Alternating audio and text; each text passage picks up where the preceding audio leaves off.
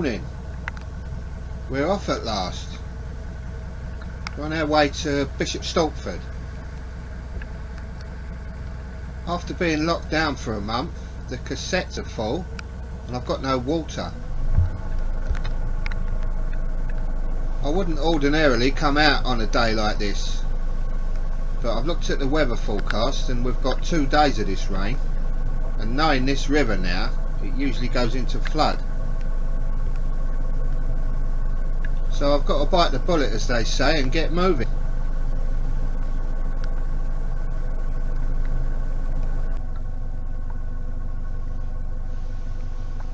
I used to come up to these trees every day to collect kindling for the stove. Just past the trees is Tednambury Lock. It's in my favour, which is a good sign really. So hopefully they're going to be like this all the way to Bishop Stortford.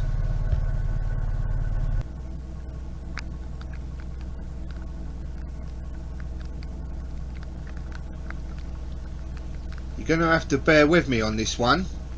Because of the weather, you're going to hear raindrops on the camera. You're going to see raindrops on the lens every now and again. But I'll try my best to show you as much as I can all the way to Bishop Stortford.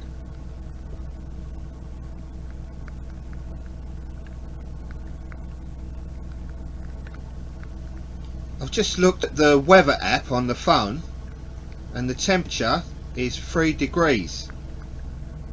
If it was a couple of degrees lower, it would be snowing, and I wouldn't have minded that.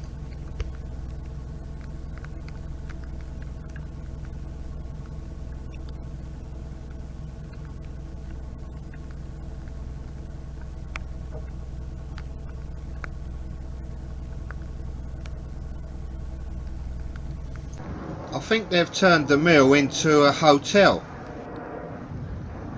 Looks ideal if you want a quiet place to stay. Since I've been on the Stort, I've only seen Highland cattle. There must be a reason for it.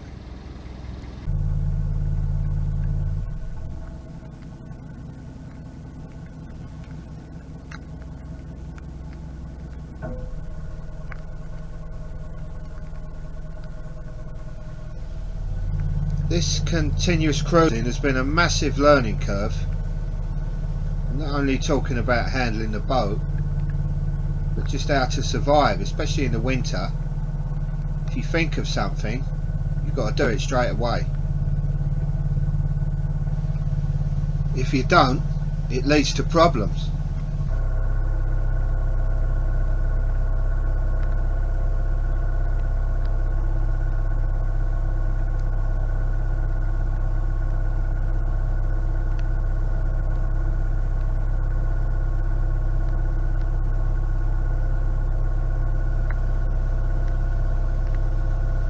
Since I've been moored up out here in the middle of nowhere, I was lucky enough to spot a fuel boat going by.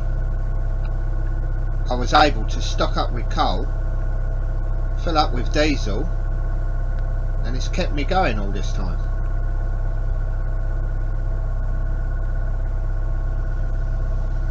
Someone up there must be looking after me, because that's the only fuel boat that I've seen.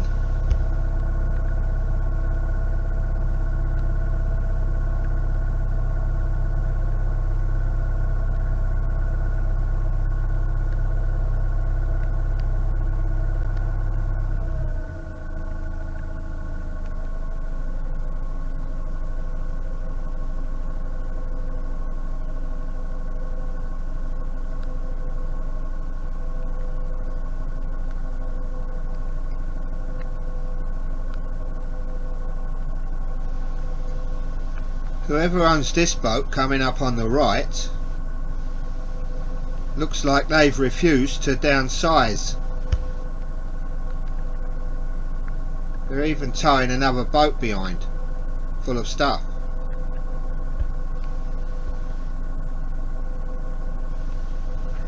Could be a business of some sort, but I don't think so.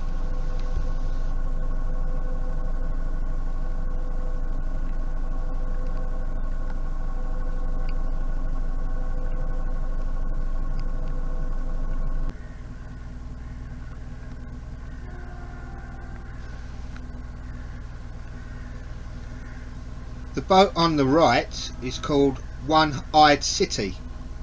I think that's the nickname for Birkenhead, up near Liverpool. Don't know why they call it that. Perhaps some clever clogs out there will tell me.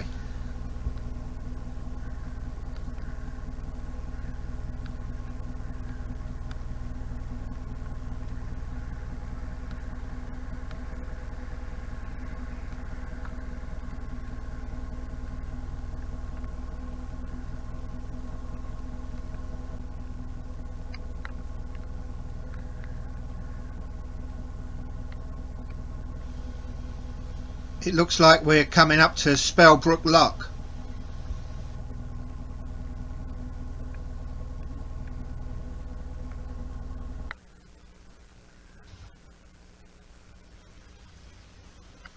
There's a boat coming up on the right, this green one. Looks like it could have been a Thames barge in a past life, and it's been converted. Does look beautiful though. Not as beautiful as you though, Aitch. I had to say that, I don't want him getting jealous.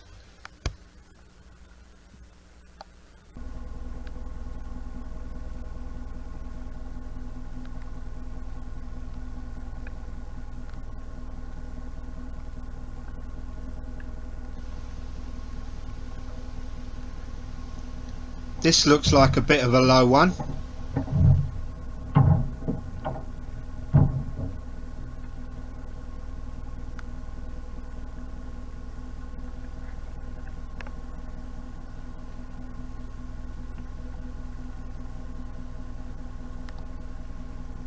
Got to duck down for this one.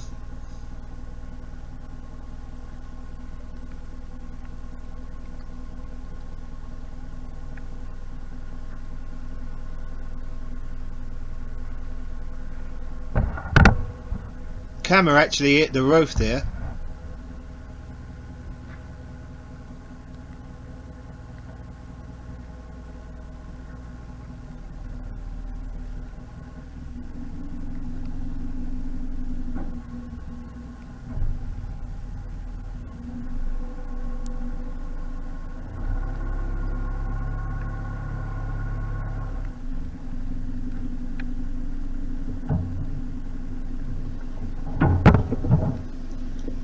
Definitely going to get myself another centre line. That's the first thing I'm going to do as soon as I see a Chandler's. Look at the mess I'm getting in.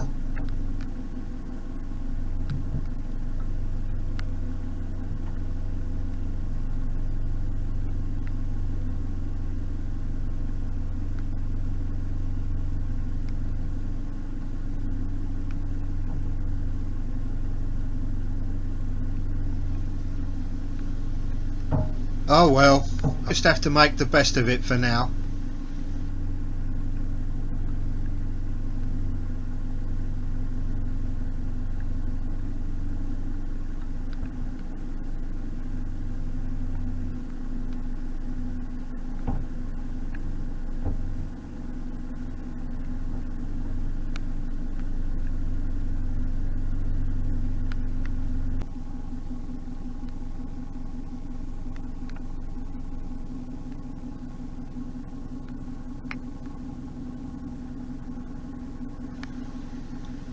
I'm about halfway there and I'm soaked through already. So if you see someone in Bishop Stortford laying on the towpath with pneumonia, it'll probably be me.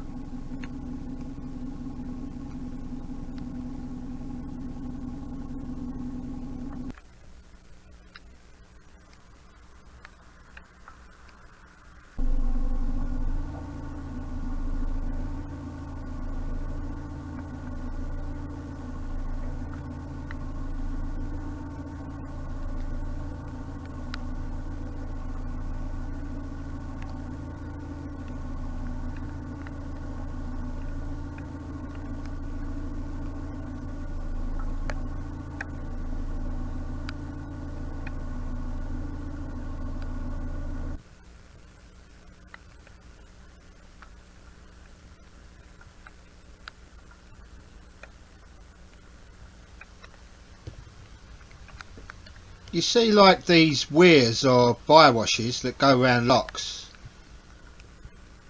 but there's others that there's no lock in between them. I've sort of come to the conclusion that it must be the existing path of the River Stort, because this is the Stort navigation. If anyone out there knows, tell me if I'm wrong.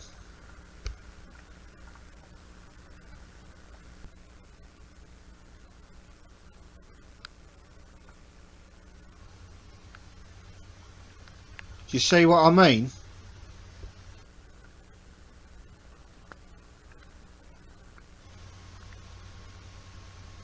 This is the second one past the lock.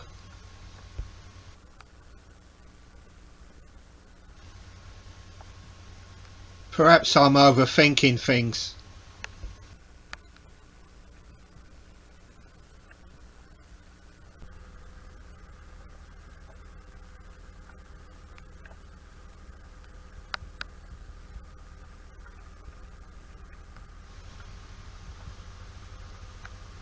This is a first for me, a heron. And of course he flies off.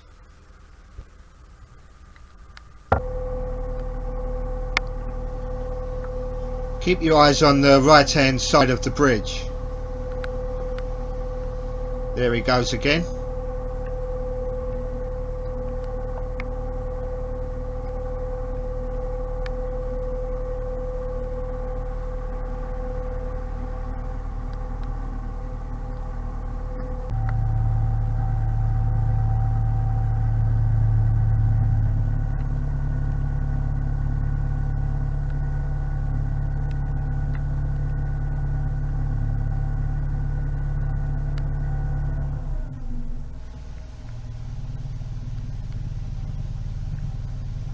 We're coming up to Stortford Lock.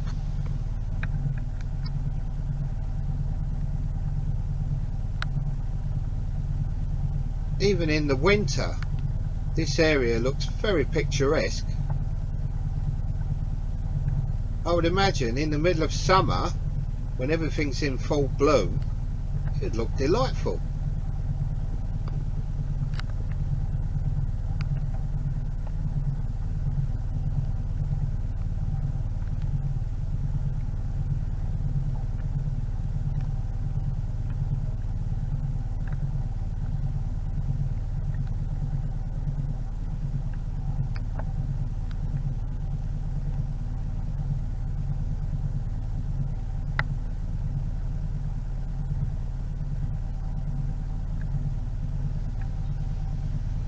You wouldn't think you was driving into a lock, would you?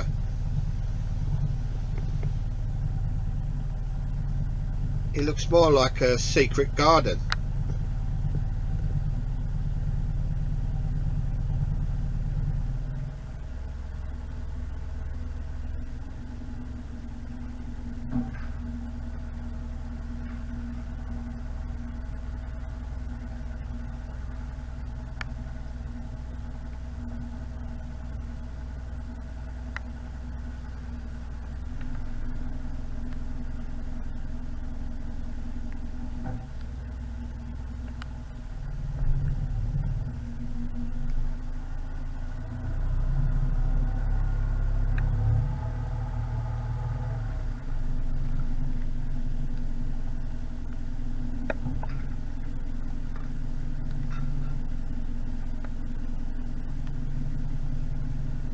This is as good a place as any to finish part one of my journey to Bishop Stortford.